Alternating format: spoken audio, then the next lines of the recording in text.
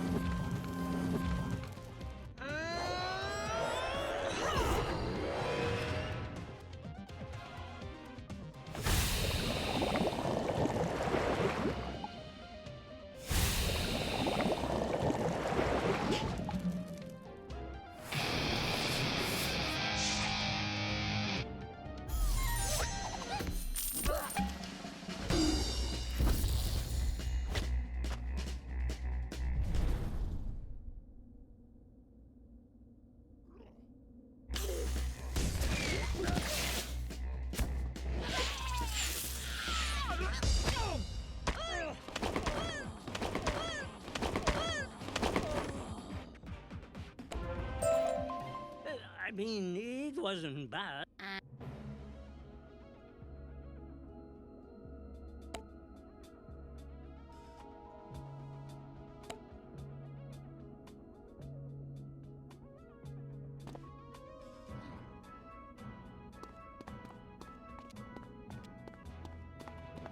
We stare too long into the abyss, and the abyss stared back.